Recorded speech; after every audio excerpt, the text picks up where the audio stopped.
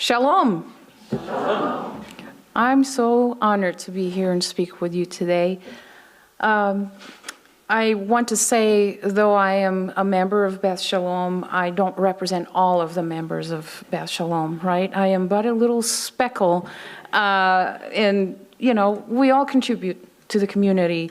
So I'm personally honored that you have me, Barbara, do Amaral.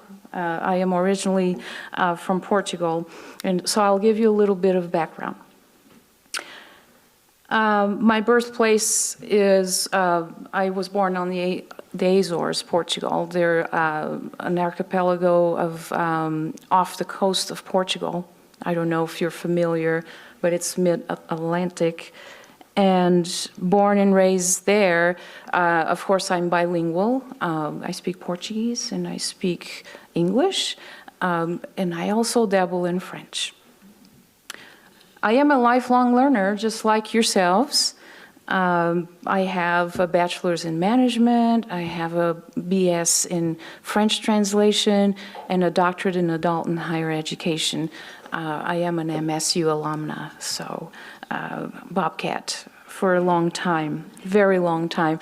I came to the US in 1981. I did serve the United States Air Force for 4 years. And I came to Bozeman in 1992, so I've been here for quite some time. But I'm here today to talk to you about a unique aspect of our Montana community, our Jewish neighbors. My background as a Jewish woman, I was raised Catholic, so that you know. But after coming to this country, and many years after having lived here, I learned that my ancestors share the Sephardic Jewish blood. So in that process of learning that about myself and my family, I felt quite compelled and driven and drawn into the Jewish community here at Bozeman, and it led me to feel that it was a natural transition to go into the Jewish life and identity of who I am. So back to Montana. Montana may not be the first place that springs to your mind when you think of Jewish culture and heritage, right? Cowboy hats and so on. But a thriving and vibrant Jewish community has been part of our state's rich tapestry for over a century. Let's rewind a bit. Jews first arrived in Montana during the gold rush of the 1860s, contributing significantly to the development of our state. From merchants, miners, and politicians to today's scholars, artists, and community leaders, Jewish individuals have played vital roles in shaping Montana's identity. That is a fact. Despite these contributions, the Jewish community in Montana, like elsewhere, has not been immune to prejudice and discrimination. Acts of anti-Semitism, both subtle and overt, can create an atmosphere of unease and marginalization. They are a stark reminder that much work must be done to foster inclusivity and respect for all members of our community. I will share some personal experiences that I've had as a Jewish woman living here in Bozeman. The first time that I felt a sense of my safety be taken away from me was a few years ago when I was in the temple, Beth Shalom, in the kitchen, preparing for the community, just some snacks and things of that nature. And I looked outside because I heard some noise, and there were 3 young men looking at the temple and mocking Jewish people, their ways, trying to dance like Jewish folks do. And they were laughing and basically mocking our culture. As I stood there and looked at that, I felt for the first time my safety being taken away. that even though I was in a community, I'm like you, William, even though I was in my community, I felt so unsafe. So how can we be better allies to our Jewish neighbors in Montana? Don't think of the world, don't think of the entire nation, because you can't change everything all at once. Think of Montana, think of Bozeman.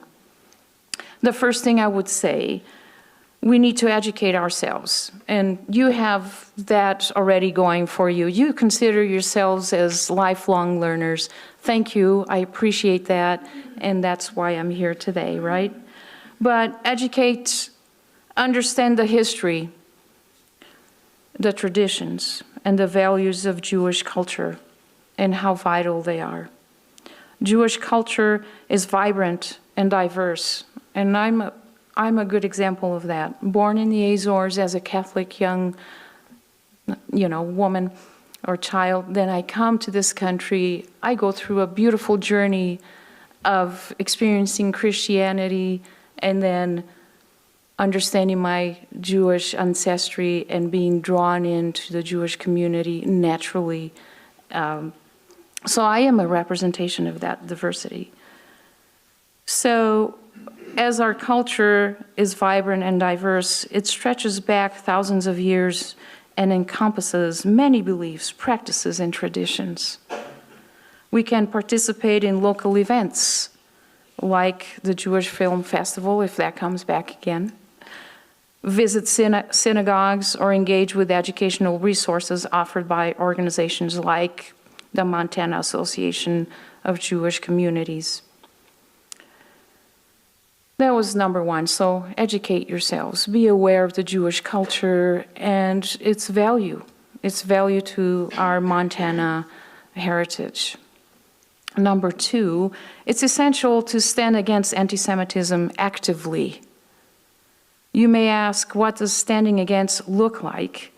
It can involve calling out prejudiced remarks or behavior when we witness them, showing solidarity with Jewish community members during times of struggle, and actively promoting tolerance and understanding in our circles. Since silence is often an act of tacit approval, as William was reading to us earlier, by using our voices, we can contribute to our culture of acceptance. That's all you have to do, is speak up. And that's already a big help. Number three, let's foster genuine relationships. Friendship is a powerful tool in breaking down barriers and overcoming prejudice.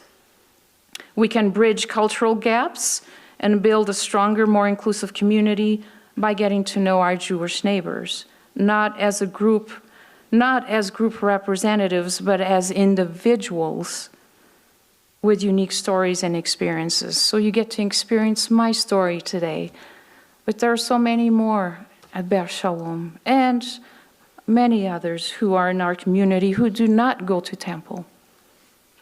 So create opportunities for joint activities, community events hosted by Beth Shalom or this beautiful community here. Look for opportunities to do things together. Number four, let's involve Jewish voices in our dialogues about community issues, politics, education, and more. It's not enough to talk about the Jewish community. We must also ensure we're talking with them, giving them a platform to share their experiences and perspectives, as you have today in a small way. In conclusion, being an ally to the Jewish community in Montana or any community is not a passive act. It requires education, empathy, action, and commitment to ongoing learning and growth. As Montanans, we pride ourselves on our sense of community and hospitality. By embracing these principles of allyship, we can ensure that our Jewish neighbors genuinely feel they are respected and cherished and part of our Montana community. Thank you. Good morning. I first wanted to thank Dr. Babbitt, and everyone here for allowing me to come speak today. My name is Alexandra Lin, and I am a biology and environmental science student at Montana State. I'm a proud Montanan and a proud graduate of the Missoula public school system. As a high school senior, I scored in the top 1% of my ACT, was named the Montana Student of the Year, volunteered over 500 hours for several Montana nonprofits, and was recognized on television networks statewide for my research and advocacy to make Montana public transportation more accessible. As an MSU student, I have been a 2-time recipient of the President's Service Award, worked at the United Nations, conducted nationally recognized research, currently active in 7 student organizations, and earned a 4.0 last semester. I was recently elected as the youngest Montana Democratic Party Central Committee person, as well as the state chair of the Montana College Democrats and president of the MSU College Democrats. In spite of all the success that I've achieved in the state of Montana, as a person of color who is also queer, I feel daily fear and a lack of physical safety in the state that I call home. MSU has been thrown into chaos by death threats, hate speech, and threats of violence, which have inflicted serious harm on the mental health of students and faculty alike. As a student at MSU, I am terrified by the escalation of threats of violence against minority students on campus. This is not just an abstract series of events. I was one of the victims of these hate crimes. Over the past 3 years, I have experienced overt racism and violence at the hands of other MSU students. I have been called a chink, an Asian bitch. I was told that I should not go to public events because I would give students COVID because of my race. I have been told that I should kill myself, and I found a noose in my room. I am not the only one that is afraid. Just this semester, I was subjected to more death threats and hate crimes. One of these threats had graphic anti-Asian forced sterilization eugenics pornography with Nazi iconography. Another threat had the subject line, "Killing the Chink." These are not just virtual anonymous threats. My name was leaked to the right-wing media, threats were sent to my home, another noose was placed in my room. My reality for the past few months has been revolving around ways to end the violent racism, Nazism, white supremacy, homophobia, transphobia, and general bigotry people experience. My experience are just a tiny fraction of the violence and vitriol marginalized students at MSU experience every day. I have been lucky to have been granted a no-contact order with one of these individuals who the threats were self-credited to. But unfortunately, what should be a basic discussion and action by the university on student safety has become a politicized debate on free speech. This rhetoric is a direct example of the violence and vitriol we all experience every day as minorities and queer people in the state of Montana. These hate crimes have been terrifying, but the actions and misactions of the university administration under President Cruzado have been more frightening. I have been called Chinese by multiple administrators, which as a half-indigenous Taiwanese person, I do not appreciate. I found this especially insulting as these individuals who were present in multiple meetings I've had long discussions with about my indigenous Taiwanese heritage and fears over a possible Chinese invasion. I have been continuously victim blamed, humiliated, degraded, dehumanized, and retaliated against by administrators for speaking out against this violent racism.